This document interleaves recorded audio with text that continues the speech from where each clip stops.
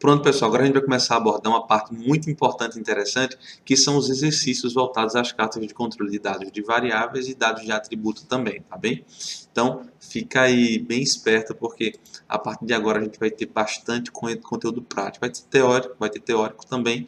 Eu vou falar um pouco mais sobre a carta de controle, alguns aspectos específicos dela, e logo após a gente já começa em si os exercícios, tá bom? Eu estou com todos os exercícios impressos aqui no papel, então vez por outra eu vou olhar para baixo para poder fazer um acompanhamento, porque eu quero te dar todos os detalhes relacionados a cada um dos exercícios, para que eu não perca nenhum dos pontos que eu quero passar para vocês, tudo bem? Então vamos em frente, eu peço que você abra o arquivo que eu vou disponibilizar nos anexos de cada uma dessas aulas que vão vir daqui para frente, né, dos exercícios, e abrindo esse anexo, vai acompanhando comigo paulatinamente, ponto a ponto, passo a passo, tomando nota daquilo que eu disser, que são observações que estão aqui nos meus papéis e que eu vou falar verbalmente para que você venha aprender de uma maneira bem completa usando o Minitab, ok? Então, gráficos de controle por variáveis. Quero falar do primeiro gráfico de controle por variáveis que eu quero trazer aqui, que é o gráfico de controle de variáveis para dados individuais, que, como eu já expliquei, é um dado que é levantado a cada frequência de tempo em que eu vou coletar uma amostra. É uma amostra de tamanho único, estou coletando um dado por unidade de tempo, né? Ou seja, uma informação, um dado a cada 8 horas, um dado a cada hora, um dado a cada minuto.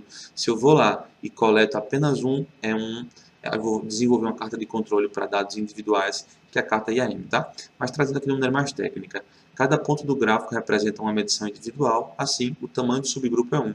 As cartas individuais são usadas quando as medições são caras, né? O volume de produção é baixo, ou os produtos têm um longo tempo de ciclo, por exemplo, para testar a força do impacto das peças, teste destrutivo, e as cartas de controle para dados individuais incluem cartas 1I e cartas AM, tá? Então, quando eu tenho algum desses casos aqui, por exemplo, o volume de produção é baixo, os produtos têm um longo tempo de ciclo, ou então quando eu estou fazendo avaliação de serviços, em que eu estou fazendo uma avaliação de pintura em apartamento. Eu tenho uma empresa que faz pintura em apartamentos e eu quero avaliar algumas características contínuas, né? Porque aqui são para dados contínuos, dados numéricos, variáveis de resposta ou variáveis de entrada numéricas, tudo bem? E aí eu uso as cartas de controle para variáveis. Quando eu tenho variáveis de atributo, aí é um outro tópico, é o tópico 1.5, tudo bem? Então aqui é só para dados contínuos numéricos, tá? Então, indo em frente aqui, pessoal, para serviços, como eu estava falando, a gente tem uma pintura a cada semana e eu quero fazer uma avaliação mês a mês de como é que está a qualidade das minhas pinturas. Eu tenho algumas equipes, tenho dados de cada uma dessas equipes, eu quero desenvolver a carta de controle para cada uma das equipes e toda equipe faz 2 pinturas por semana. Então são dados individuais, ou seja, o volume de produção é baixo, né? Ok, pessoal? Então a gente usa as cartas IAM, tá? E agora falando um pouquinho da carta I. A carta I representa graficamente observações individuais ao longo do tempo e usa essa carta para rastrear o nível do processo e para detectar a presença de causas especiais de variação atuando sobre o processo. Então, na carta I, cada um desses pontos, como eu até abri o Minitab agora há pouco, mostrei para vocês um exemplo, né? Em que a gente tinha a carta I, mas a carta I, cada ponto desse aqui reflete um valor, uma observação que foi feita num período de tempo, né? Então, as observações aqui que eu posso mudar, se eu for lá e mudar a estampa, né, e colocar a estampa para uma coluna que tenha a relação temporal, né, em que data, em que hora foi coletado aqueles dados. Se você tiver dúvida, é só você voltar atrás do exercício, você vai verificar. Um ponto importante, pessoal, é que o exercício de Minitab, né, o arquivo de Minitab do tópico da aula anterior, eu decidi não adicionar para que force vocês a realmente abrirem, fazerem aquele caminho e colocarem a mão na massa, né? Eu já entreguei vários exercícios para vocês, o arquivo prontinho, só para você abrir e acompanhar. Mas eu quero forçar você a realmente abrir o Minitab, porque eu quero que a partir de agora você faça do zero todos os exercícios para que você realmente aprenda e não fique só no curso na teoria, né? Mas que você venha colocar em prática, porque eu jamais quero saber que um aluno meu recebeu uma oportunidade para trabalhar com o Minitab, fazer essas avaliações em algum lugar e na hora não conseguiu desenvolver a carta de controle. Não, dá, né, pessoal? Então, quero obrigar vocês a realmente, não coloquei o exercício anterior, respondido, né? Quero obrigar vocês a abrirem lá o Sigmazone, desenvolverem aquelas avaliações e vamos em frente, tá bom? Ok, então a carta I representa esses dados individuais como no exercício anterior, que eu acabei comentando um pouco mais com vocês agora. E essa linha verde é a linha das médias daqueles dados individuais. Se você, a cada hora do dia, coletou uma informação sobre peso, pegou um produto só e coletou informação sobre peso, e aí foi variando aqui a média dos valores de cada uma dessas avaliações que você fez, tá bom? Essa é a carta I. Mas a gente vai continuar. A gente também tem a carta de amplitudes móveis, a carta AM.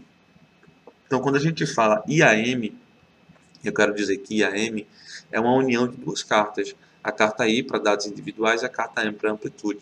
Então, essa carta M ela representa a amplitude móvel ao longo do tempo. E a gente vai usar para rastrear a variação do processo e para detectar a presença de outliers, tá bem? Continuando aqui, eu tenho um exemplo para vocês. E esse exemplo eu vou abrir um arquivo. Quero convidar vocês também a abrirem um arquivo comigo. E aí a gente vai acompanhando passo a passo. Então, abra um arquivo cujo nome é peso enchimento de sorvete. Já abriram? Ainda não? Vou dar mais um tempinho. Deu tempo de abrir? Muito bem. Então, abrindo aí, a gente já vai começar a fazer a nossa avaliação, tá bom? Vamos entender primeiro o problema, né? O exemplo aqui é pesos de enchimento de potes de sorvete, tá? O problema: os alunos de ciências alimentares querem avaliar a consistência de todos os pesos de enchimento do sorvete de uma determinada empresa, tá? Então, o sorvete é empacotado em reservatórios de meio galão e o peso-alvo é de 1.150 gramas. E os limites de especificação são de 1.100 e 1.200 gramas.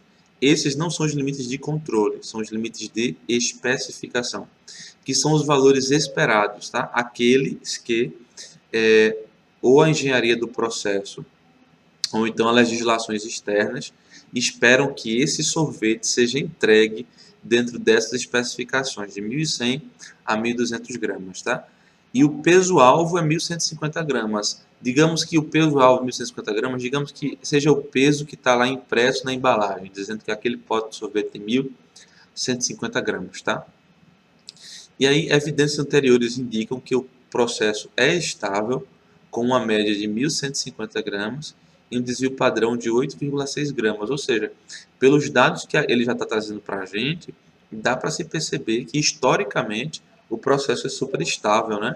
Ele está dentro do alvo, ou seja, o alvo de 1.150 gramas é o valor alvo esperado, mas o nosso processo está se comportando como esperado.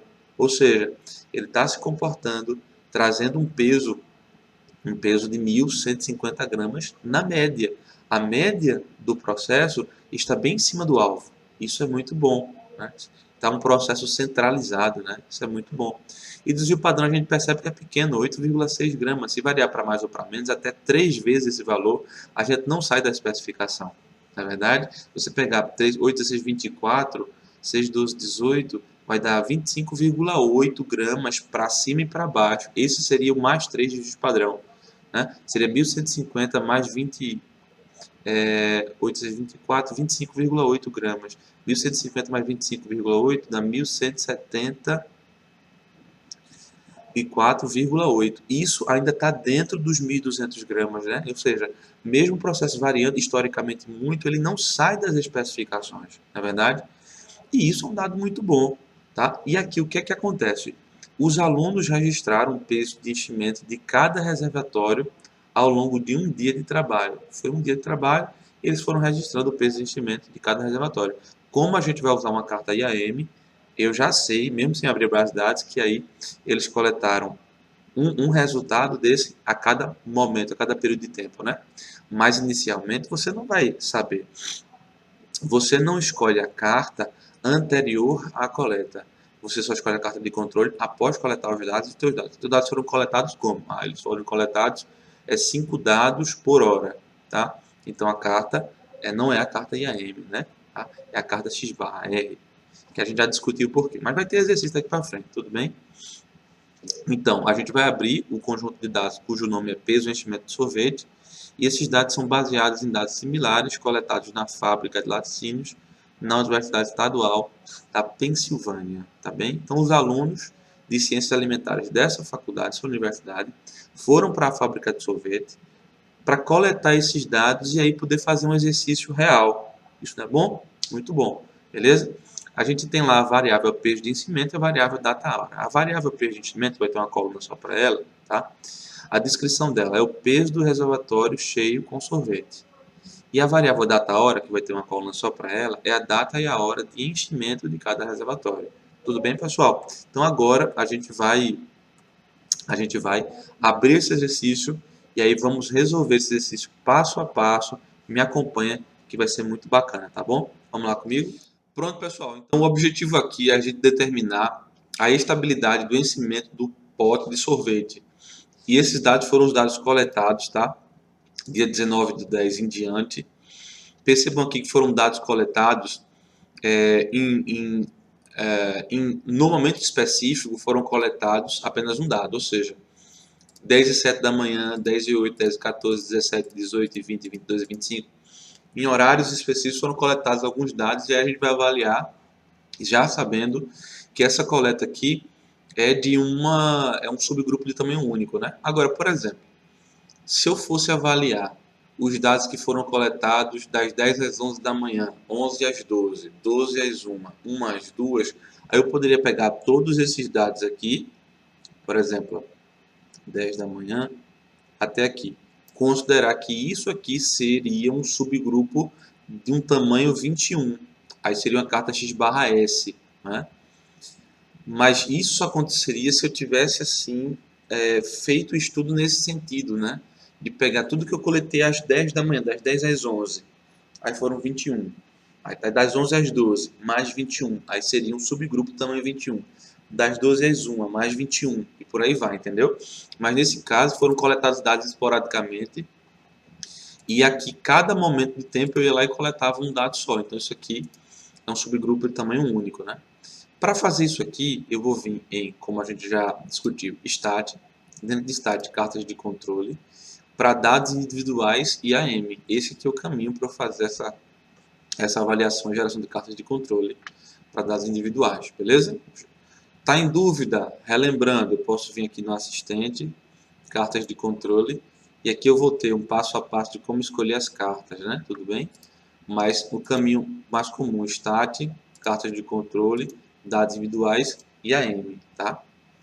Pronto. Aqui dentro de IAM, se eu não estou lembrando alguma coisa relacionada a esse tipo de carta de controle, clicando nesse botão ajuda, ele já te redireciona para o site da Minitab, trazendo vários conteúdos sobre esse tipo de carta, os usos dela, alguns exemplos em específico. Então, esse botão ajuda pode te ajudar muito se essa for a carta que você vai utilizar para controlar esse seu processo.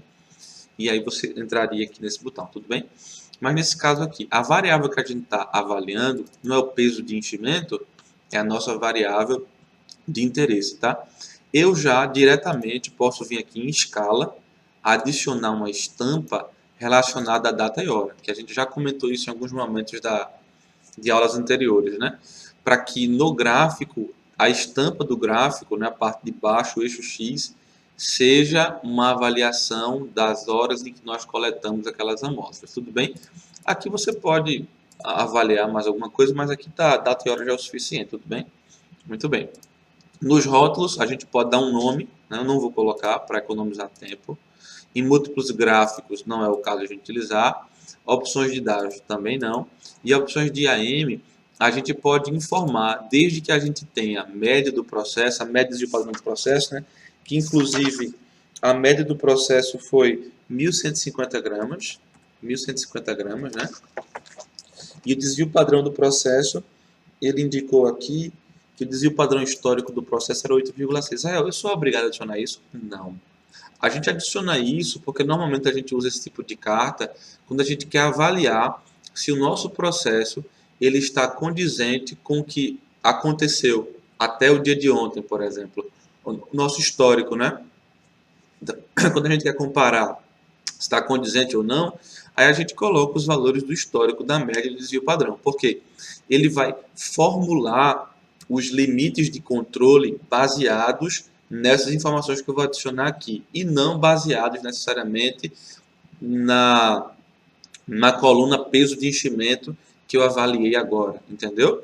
Ele pega essa média de desvio padrão histórico, gera os limites de controle e esses dados ele plota dentro desses limites de controle, compreendeu? Para que a gente faça uma comparação entre como era o histórico do meu processo com os valores que eu estou encontrando hoje. Será que os valores que eu estou encontrando hoje eles são condizentes à média de desvio padrão histórico do meu processo, que eu controlei o processo até hoje tão bem, está tudo sob controle. Será que os dados de agora estão condizentes aos dados de antes? Ou os dados de agora foram causados por alguma causa especial de variação? É essa a discussão, é esse o nível de discussão aqui, tudo bem? Se eu adicionar esses dados, os limites de controle vão ser gerados dessa forma como eu acabei de explicar, e a gente vai poder comparar os dados encontrados hoje com o histórico do meu processo, tudo bem? Se eu não adicionar esses dados aqui, ele vai pegar, o Mintar vai pegar esses meus dados de enchimento atual e, baseando-se neles, vai fazer os cálculos dos meus limites de controle. Tudo bem? Então, essa é a avaliação. Eu vou adicionar aqui porque eu quero comparar para saber se o dia de hoje, que é o dia que os alunos estão visitando essa fábrica, é um dia que continua tendo um controle estatístico como os dias anteriores. Aí, para isso, eu adiciono aqui qual foi a média e o desvio padrão histórico anterior, né, para esse processo. Ó, gente, aqui tem muitas coisas, né, que a gente pode avaliar, mas dentre essas muitas coisas, eu vou colocar aqui apenas os testes e realizar todos os testes para causa especial de variação, para encontrar se existe alguma causa especial de variação hoje, tá bem? Quando eu digo hoje, imagina que essa coleta está sendo feita hoje. Dá o OK, e aqui já posso dar o OK também. Olha o que vai acontecer. Ele vai me trazer, né, alguns gráficos. Beleza. Aqui ele diz, né, em que momentos os testes de causa especial de variação falharam, né? Ou seja, alguns pontos em específico causaram falhas para causa especial de variação nesses testes aqui. Se eu quiser saber que teste é esse, é só eu continuar a leitura. Um ponto, mais que 3 desvios padrão da linha central, pode ser para mais ou para menos. Quais foram os pontos que falharam? Ponto 5, 25, 29, 35 e 36. 5, 25 e por aí vai, entenderam? Ok. Aqui eu tenho um mini relatório, né, do quais são os pontos que falharam para cada um dos testes. E aqui, visivelmente, eu já consigo fazer uma avaliação, né, sobre, essa coleta de dados aqui, tá? Perceba que a minha carta de controle está fora de controle estatístico, né? Ou seja, muitos motivos do 1 até o motivo 8, da regra 1 até a regra 8, indicam que eu estou com falta de controle estatístico sobre esse processo de enchimento do sorvete, tá? E algumas causas especiais de variação, ou alguma causa especial de variação, está atuando sobre o processo para que ele perca o seu controle estatístico, né? Mas como eu havia conversado com vocês, ó, pelo menos um parâmetro histórico estimado é usado nos cálculos, ou seja, o parâmetro histórico que eu adicionei foi média de desvio padrão. Então aqui ele está indicando que foram usados para esse cálculo aqui, ó, pelo menos um parâmetro histórico, ou média ou desvio padrão, ou ambos ainda, né? E realmente ele está confirmando o que eu acabei de falar anteriormente, né? A média é 1150, que foi o que você informou que era a média histórica do processo. E os limites de controle foram calculados em 3, isso aqui, a soma disso aqui, mais 3 vezes o valor do desvio padrão, né? E a mesma lógica aqui para baixo também. E por que isso aconteceu, pessoal? Seria 3 vezes o desvio padrão. O desvio padrão ele é 8,6, né? A média mais 3 vezes 8,6 vai dar esse valor aqui de cima, e a média menos 3 vezes o desvio padrão vai dar esse valor aqui de baixo. Tá ok? Tá ok? Então aí eu vejo que está fora de controle estatístico os valores individuais. Já a amplitude móvel não está fora de controle estatístico, não. Está tudo bem com ela. Sempre que está fora de controle estatístico, o ponto azul ele se torna vermelho e vem o número indicando qual foi a regra que ele infringiu, da 1 até a regra 8, né? E lá embaixo traz o relatório. Então, até então, já ficou claro que está acontecendo alguma coisa, especialmente no dia de hoje, né, que foi o dia em que a gente coletou os dados, que está fazendo com que um processo que é estável, ele saia do controle estatístico. Aconteceu alguma coisa hoje. Foi ou não foi? Vamos continuar identificando. Aqui eu vou dar um OK. O que é que eu vou fazer? Eu vou dar um Ctrl E para voltar para aquela última tela que a gente estava, né? Ou então você vai lá em Stat, caixa de controle, para dados individuais e amplitude móvel. Vou dar um Ctrl E que ele já retoma aqui, tá bom? Quando eu digo isso, só para ninguém se perder. Stat, carta de controle, dados individuais e AM. Vê, a gente não já seguiu esse caminho. Se eu der Ctrl E, ele vai reabrir a última tela que eu já tinha aberto. Se você editou alguma coisa, abriu o menu de gráfico nesse meio tempo e der Ctrl S, você vai voltar para o menu de gráfico ou o que você editou, né? Mas para você não perder o caminho, esse aqui, tá bom? Então aqui eu vou para o seguinte, ó. A gente adicionou aqui em opções de IAM essa média de desvio padrão, foi verdade? O que é que eu vou fazer aqui? Eu vou excluir essa média do processo. Vou manter apenas o desvio padrão. Por que eu vou excluir a média do processo? Porque eu vou querer que ele pegue a média dos dados de peso de enchimento atuais. E eu vou deixar o desvio padrão, porque o desvio padrão é um desvio padrão histórico que mostra realmente qual é o tamanho dessa variação historicamente, né? E aí, os testes eu vou manter aqui, só removi os dados de média, eu vou dar OK e OK. Fazendo isso, olha o que eu encontro, comparando esse com esse, né? Eu encontro aqui que, em relação à amplitude, eu não tive dificuldade nenhuma, não tem nenhuma causa especial de variação atuando, assim como antes também. E aqui, para o peso de enchimento, pessoal, percebe que a média mudou, está 1163,58, tudo bem? Essa média atual, ela leva em consideração esses valores atuais do enchimento. E aí ele calculou os limites de controle, né? Mais 3 vezes o desvio padrão e menos 3 vezes o desvio padrão, baseados pelo menos um parâmetro histórico, que nesse caso é o desvio padrão que continua lá, tudo bem? E aí eu percebo que não é que o meu processo esteja fora de controle, ele está dentro de controle estatístico, levando em consideração a média do processo normal, desse dados que eu levantei. Então, o meu processo ele não está fora de controle estatístico, tá? Mas o que eu consigo observar aqui é que realmente existe alguma causa especial de variação atuando hoje que, comparando com a média histórica, o meu processo ficou fora de controle estatístico. Aí para pensar, o que é que pode estar acontecendo diferente hoje nessa fábrica que está gerando, por exemplo, uma mudança nesse contexto, né, que a gente vem avaliando aí, na sua opinião? Será que a visita dos alunos não fez com que o pessoal da produção colocasse um pouco mais de sorvete? Não sei, será que foi isso? Eu não sei, para agradar o pessoal. Será que esses sorvetes que estão aí foram sorvetes que a cada aluno que iria lá e pegava um sorvete para medir, né, o peso, ele não ganhava uma caixa de sorvete dessa? Não sei. Aí talvez para agradar isso foi uma causa especial de variação que todos os processos? Não sei, pode ser. Na sua opinião, o que é que pode ter gerado isso? Se quiser colocar nos comentários aqui, é só colocar. E eu espero que você tenha compreendido esse exercício de hoje, tá bem, pessoal? Só uma coisinha para ajudar vocês aqui, ó. Eu posso, não, deixa eu ver aqui. Aqui nesse cantinho, eu posso colocar minha ferramenta de layout, né? E eu posso colocar o antes e depois assim, ó. Eu vou pegar esse, jogar para lá. E aqui eu vou dizer que eu quero, por exemplo, uma linha só. E aí fica aqui. Quando eu der um concluir, ele gera um terceiro gráfico de layout mostrando o antes e depois, tá vendo? O ideal seria que eu colocasse esse da direita para a esquerda para a direita, mas aí você pode mudar, tudo bem? E aí dá para realmente você avaliar, né? Perceba que a estrutura da figura não mudou no caso do valor individual, a carta de cima, né? Mas para fazer a comparação, como a média histórica do processo era 1150, agora eu removi essa informação, dá para eu entender que o meu processo, mesmo no dia em que o pessoal estava lá, ele estava sob controle estatístico, né? Sendo que variou um pouco mais para cima. E isso pode ser advindo à presença daqueles alunos lá para agradá-los, né? Tudo bem, pessoal? Israel, sempre que eu vou fazer uma carta individual, eu preciso de ter valores de médias e padrão histórico? Não. Mas se tiver, é bom colocar para você fazer essa comparação que eu fiz. E se não tiver, você vai lá, só para fechar, vou dar aqui o Ctrl E. Opa, o Ctrl E já abriu essa última gráfica de layout. Foi que eu abri agora, né?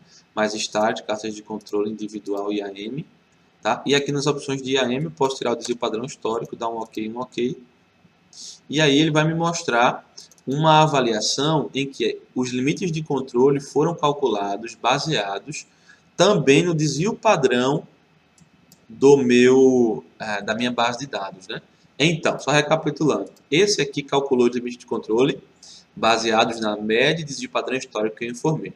Nesse caso, eu tirei a informação da média e desci só o desvio padrão. Então, ele pegou o valor da nova média e multiplicou mais 3 vezes o desvio padrão histórico para gerar, e menos 3 vezes o desvio padrão histórico para gerar no limite inferior, tá?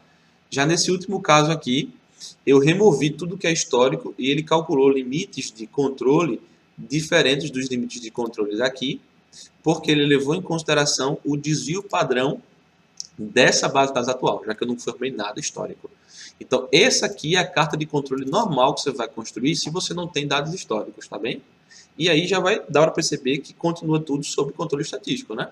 Já aqui e aqui são essas outras avaliações. Eu acredito que essa explicação ficou muito completa, eu procurei abordar tudo relacionado às cartas de controle, né? Um outro caminho é o caminho do assistente. Assistente, cartas de controle. Aí eu vou colocar carta para dados individuais. A coluna de dados está no preço de enchimento.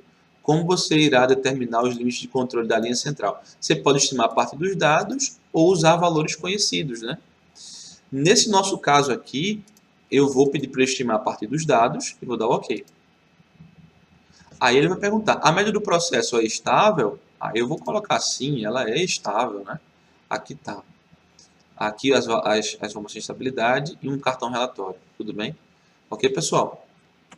Dando um Ctrl E aqui, você pode estimar a partir de valores conhecidos, tá? Valores conhecidos, limite inferior, linha central e limite superior, você adicionaria os valores históricos. Que valores seriam esses aqui? Seriam os valores relacionados a esses encontrados aqui em cima, tá? Tanto para a carta I quanto para a AM, né? Deixa eu dar um cancelar aqui. Se você vier aqui, você pegaria esses valores, que são valores históricos, né? E adicionaria esses valores para a carta I e esses valores para a carta AM, né? Então, eu não vou fazer aqui agora, mas você pode fazer com mais tempo em casa. Pega 1175,8, esse e esse aqui, ok. Você vai adicionar isso aonde, Israel? Aqui, ó. Aqui, limite inferior, aí você vai adicionar ele de baixo, né? No caso, limite inferior aqui, você adicionaria... já está aqui, ó, 1100, está mais fácil agora, 0,2. Linha central, 1150. Limite superior, 1175,8. Né? Aí aqui agora, ó, para a carta M, limite inferior, 0. Central, 9,7. 9,7. E aqui o superior de controle 31,7. 31,7. Esses valores conhecidos são baseados em dados transformados em Box-Cox? Não. Essa transformação Box-Cox é quando a gente tem dados não normais e a gente pode fazer uma transformação usando Box-Cox para que os dados se tornem aparentemente normais e a gente possa fazer a avaliação, tá bem? Porque se fosse Box-Cox, a gente teria que usar o Lambda usado para transformar os dados. Mas aqui é um outro assunto. Lá no curso de Black Belt a gente aborda isso aqui. Tá bom? Black Belt 6 Sigma, em 6 Sigma, tá? Mas não é o caso, vou dar um OK aqui. E aqui, ó, a média do processo é estável, porque para cá, tá vendo que ele controlou da mesma lógica que é o primeiro, né? Ele montou os dados de controle, né? Limite superior e inferior de controle, baseado nos dados históricos. Ele pergunta, a média do processo é estável ou não, né? E aqui ele dá as outras informações, ok? São essas formas que a gente tem para fazer. Com isso eu abordo todas as possibilidades para fazer as cartas de controle IAM. Espero que você tenha gostado muito desse exercício e eu recomendo fortemente que você, se tiver esse caso, você vá para a prática do dia a dia na empresa em que você trabalha, já comece a levantar esses dados, formula uma tabela semelhante a essa tabela que está aqui, gente, tá? Peso de enchimento ou a qualidade de uma variável de resposta. qualidade da pintura, desde que seja contínuo, né? Porque que se for nota dada pelo cliente de 0 a 10 para a qualidade da pintura, isso não é uma carta de controle para dados de variáveis, isso é uma carta para dados de atributos. A gente ainda vai abordar, tá? Mas desde que a tua variável de resposta seja contínua, já monta aqui, coloca data, hora, e se for dados individuais, já aplica, você vai ter cartas de controle para poder ter como discutir, comentar aí. Beleza, pessoal? Foco, força, fé e vamos em frente, que ainda tem bastante exercício para a gente ver por aí. Um abração, gente, tudo de bom.